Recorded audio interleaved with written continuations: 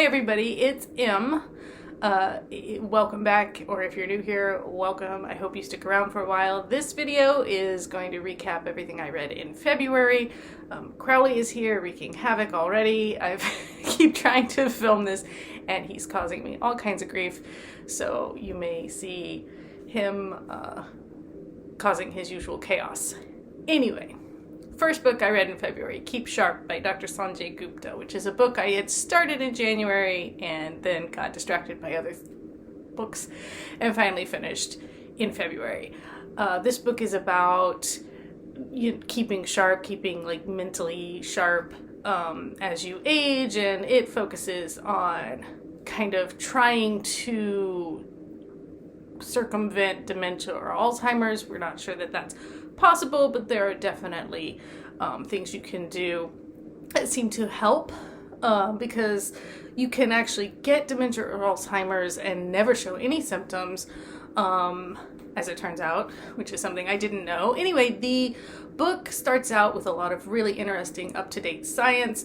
Well, I found it interesting. And it's very upbeat in tone, it's very encouraging, it's very readable, like written in a way that's accessible for a layman. The middle of the book is filled with all the usual life advice. Eat right, exercise, get enough sleep, be social, because we need the social interaction kind of thing. So there's not a whole lot new there, even though, in this case it's being applied to keeping sharp. So I didn't find that all that revolutionary.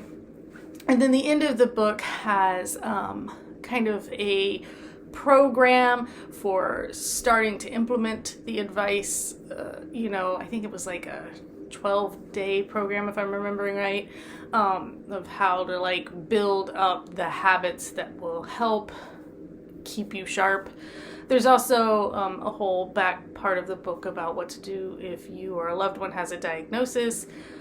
So I think the book itself would be a really valuable resource on like a bookshelf of someone who might want to be able to reference that on the regular. I borrowed the book, but I wouldn't be beyond buying a copy to keep. The second book I read was The Best of Me by David Sedaris. I had only ever read 6 to 8 Black Men. I had actually only heard David Sedaris read it, like an audio version, and every year at Christmas it's become kind of a tradition in our house to listen to 6 to 8 Black Men. This is a collection of 6 to 8 Black Men is in there, but so are a number of other essays, bits and bobs, as it were. It's a collection of greatest hits, the best of me. And so I thought, well, okay, if I want to read more by this guy, this seems like a good place to start. This is supposed to be all the best stuff. It was a mixed bag for me. I like some pieces I did find funny, and just as many I was kind of, I don't know. Some are, pathetic, I guess. Like, and because some of them are like autobiographical, and and then some are fiction, it's not always immediately clear. When I'm reading, I'm like, wait, is this actually him or is this a character? The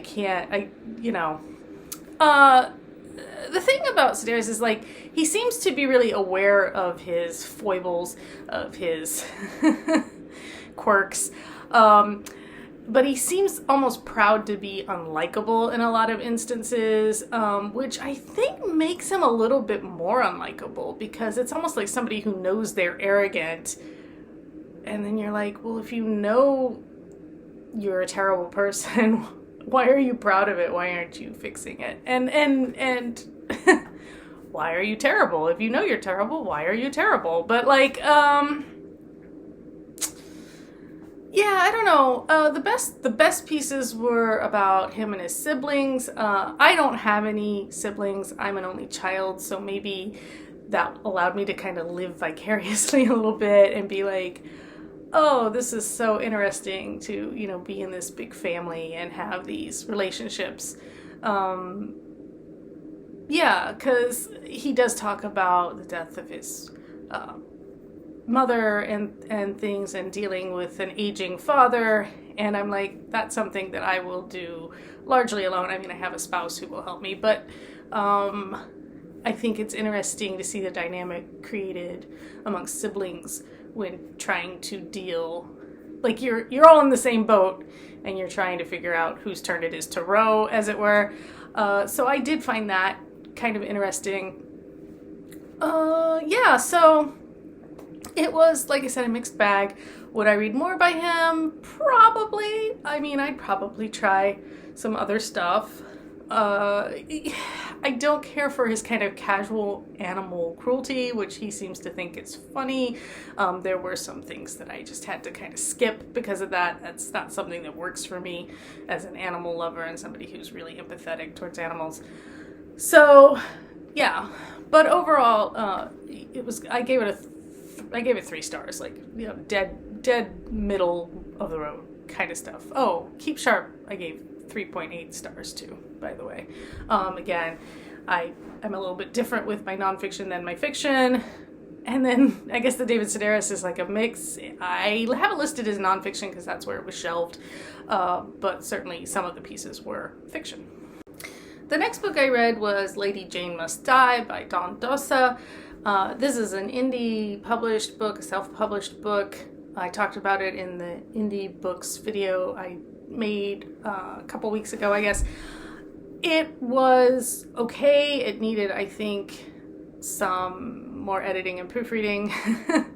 But the story is about a time traveling woman from near-ish future. She goes back to like 1400s Marlborough, England, and falls in love there.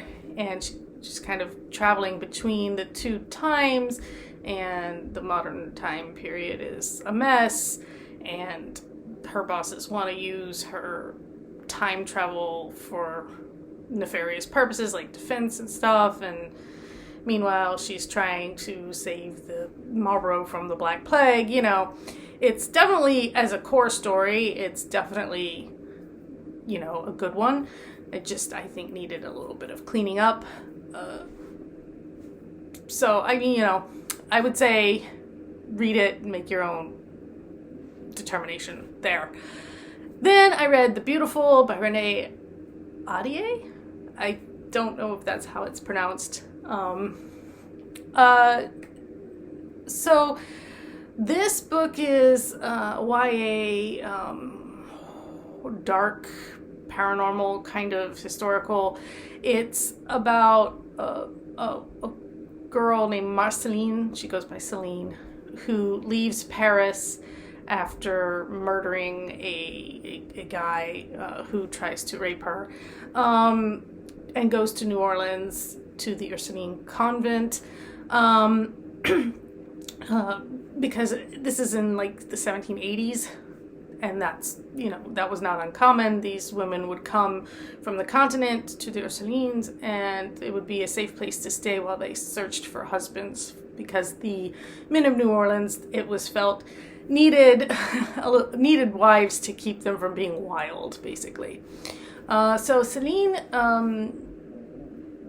has this friend Pippa that she meets on the way over, and they're at the convent together, and then because Celine worked for an atelier in Paris, which is like a wardrobe clothing person, she's able to sew beautifully, and her work gets noticed by a rich woman named Odette, and Celine gets kind of swept into this world of the upper class, but it's kind of a very dark world. There's a lot of... Meanwhile, there are murders going on in New Orleans, because it's New Orleans, there's always murders going on. Oh, jeez.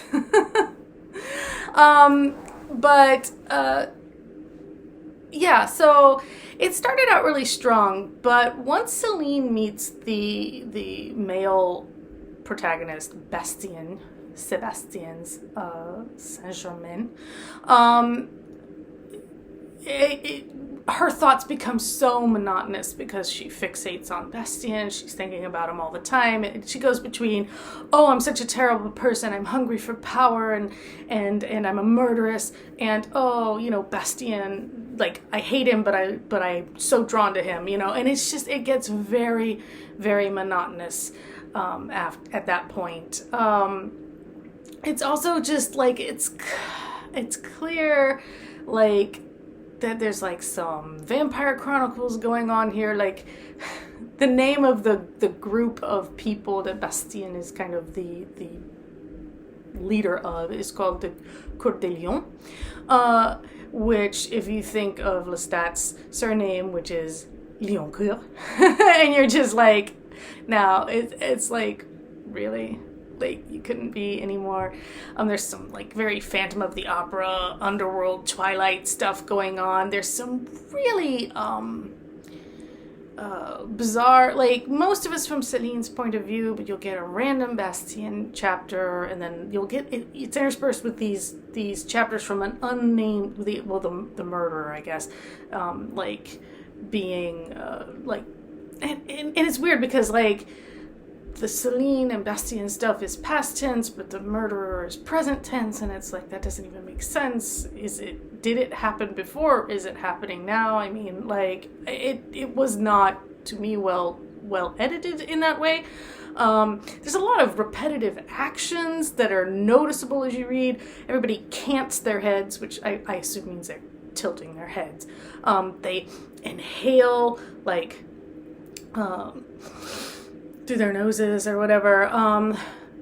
Bastien does this thing where he keeps pushing his lips out, which I don't know if that means he's pouting or if he's puckering, like he's kind of, I mean, I don't know. It just, to the point that it was noticeable. That's the point at which it becomes a problem to me. Like, it's distracting. So I don't know. I feel like this story, there was probably a better way to tell it, POV wise and tense wise, and just, like, again, the editing. I gave the book like a 2.65. I don't feel driven to read the next one. Like, I'm kind of mildly interested. I think the big reveal was not all that impressive. Yeah, I don't know. Like, the main characters I didn't really care for. Some of the side characters were far more I like Odette a lot. Pippa kind of has no personality. So there's that, I guess. Bastien's uncle is interesting, but kind of a one-note caricature of, like, the powerful magnate type. I'm not mentioning specifics because I don't want to ruin it for anybody who wants to read it.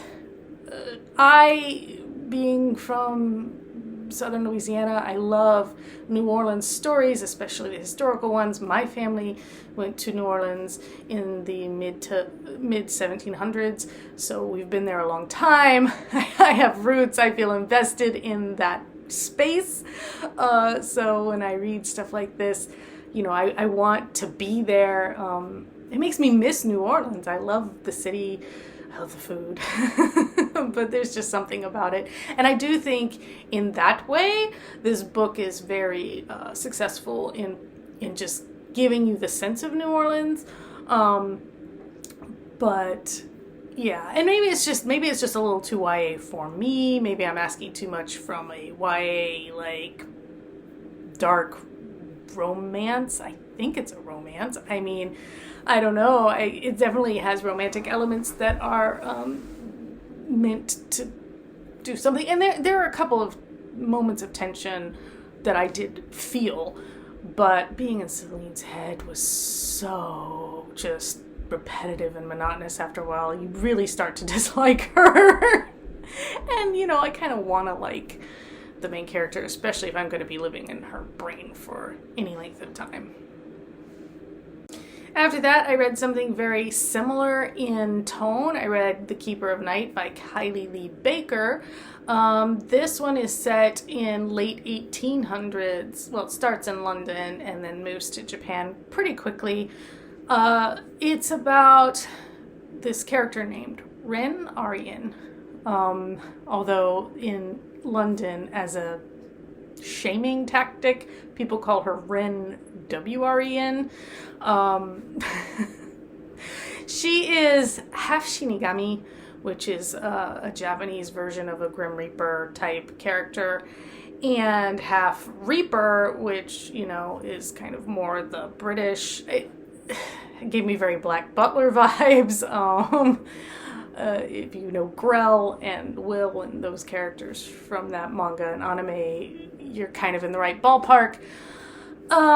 So Rin is living in London, working as a Reaper with her dad. Her mother was a Shinigami and has gone back to Japan, and left Rin to be raised amongst Reapers, but obviously the Reapers don't fully accept her because she's not full-blooded Reaper, I guess. We're dealing with that whole identity and belonging, you know, themes of that kind of thing. You see it in Harry Potter with the mudblood muggle thing, or, you know, whatever. I mean, it's not that Rin comes from no power and power. She comes from two different forms of power, and she doesn't look like a Reaper. Reapers, I guess, are traditionally very fair, and Rin has the dark hair and dark eyes, like ostensibly her mother. So anyway, it's not really any spoiler to say that the book starts with Rin accidentally unleashing power against a powerful high Reaper, the granddaughter of the death god in England, basically. And so she must flee, and she decides she's going to go to Japan.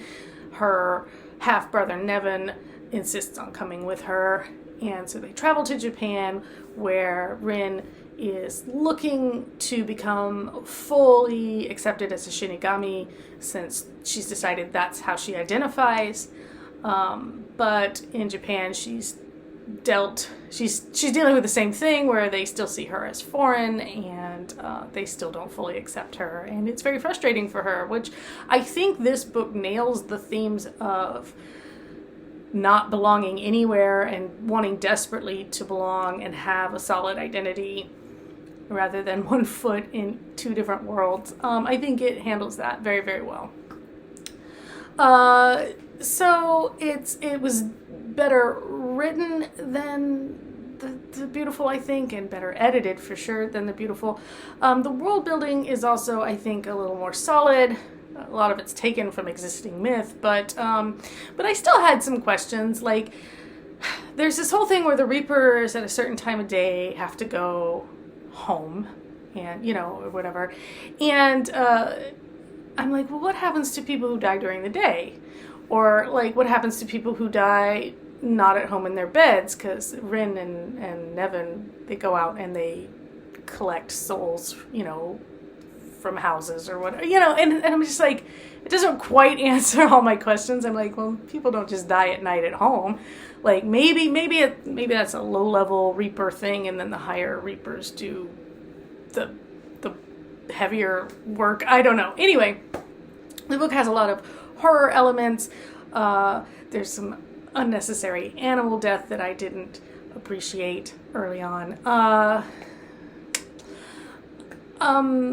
Like, the story ends up being a quest story where Rin is given a list of tasks to complete in order to become the Shinigami she wants to become, and I don't usually like checklist style narratives where it's like, okay, and then you gotta go do this, and then you gotta go do this, and then you gotta go do, like, that's not usually my thing.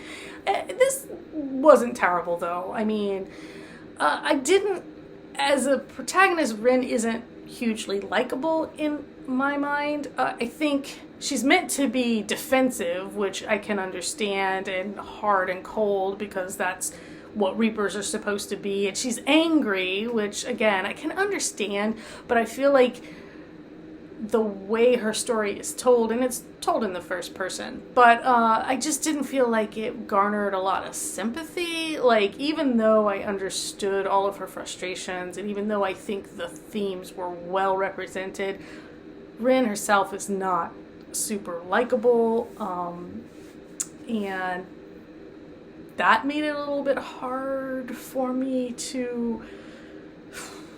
I mean, I did make it hard for me to read the book because, like, I sat down and read it relatively quickly, I think inside of a week, but I don't know, like, I was waiting for the character growth and I didn't see it. And I think this is a duology. I think there's a second book. It's out or will be out soon. So maybe she gets better. The ending of the book is rushed, too. So I don't know if maybe if that had been left to breathe a little more, we would have seen more. It's almost like Rin changes on suddenly, and like I don't know if that could have been handled in a way that made her more palatable and made her arc a little more believable. And then there's also no point where I read the book and went, oh, okay, now I understand the title. The title makes sense now. Like, The Keeper of Night, I don't know what it means. It might have something to do with the fact that they're able to take darkness and kind of pull it over them to make themselves invisible, but there's nothing in the story called a Keeper of Night. It's not, as far as I can tell, another term for a Reaper or Shinigami or anything. So I don't know what the title means. And that kind of bothers me. I was like, pick a title that just, I don't know, makes more sense. Finally, I gave that book a 3.5, like, slightly better than average. Finally I read The Year of Magical Thinking by Joan Didion. I had never read anything by her or by her husband, John Gregory Dunn. I had this on my to-read list for a long time, and then Joan Didion passed away, I think in January. And I know it's about, like, her dealing with the death of her husband, and I've had some death happening around me lately, so it felt like a good time to pick this up and read it. It's mostly a very quick read. It's kind of Didion autopsying, dissecting her grief over the first year after her husband died. Her daughter also was very ill at this point in time, and so, and there was like, so there's, a lot going on there, but,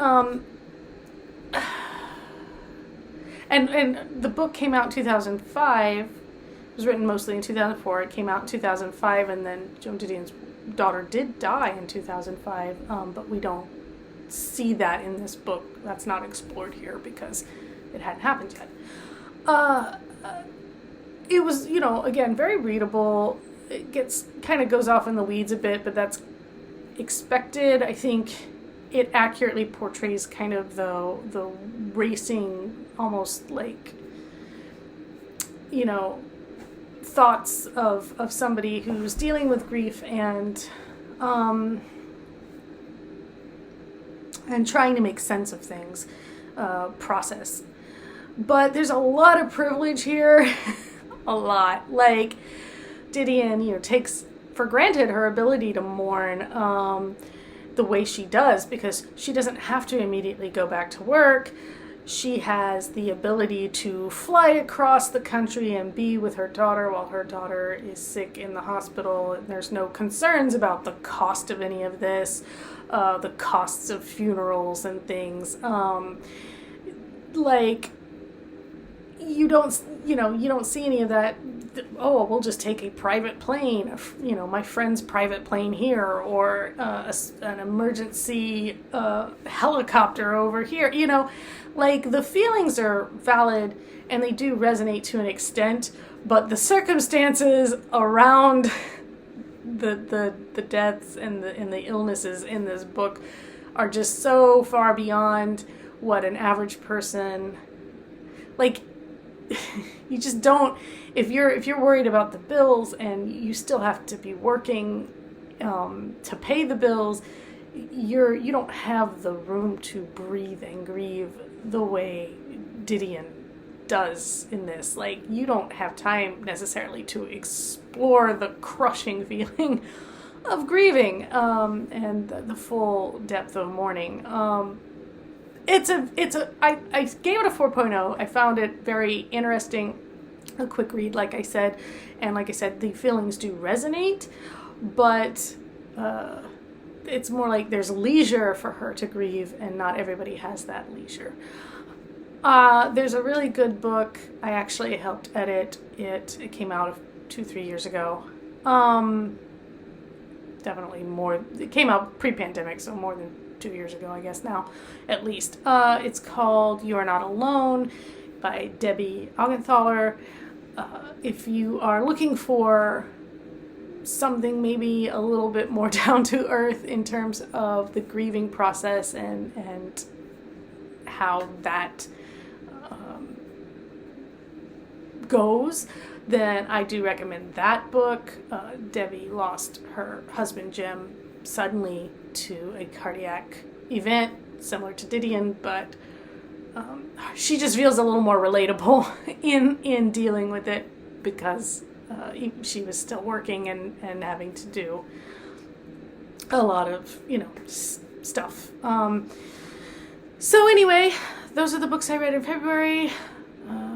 6. I read 6 books, so one more than my 5 per month goal. I have read now, 17 books for the year, so I'm well on my way through the goal to reading 60. I'm reading 2 right now as March begins.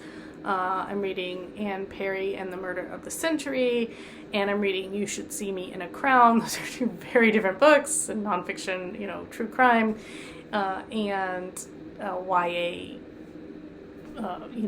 much more lighthearted, queer, high school type story. So I will let you know how those go in my March wrap up. In the meantime, take care, and I will see you again soon.